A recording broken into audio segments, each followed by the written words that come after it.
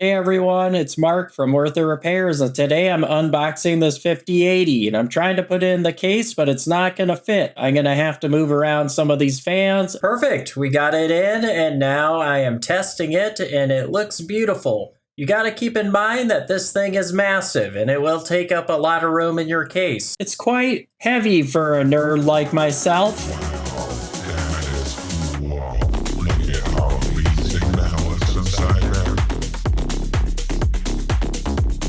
And here we have the stats, 556 frames per second and maximum of 939. That's not much.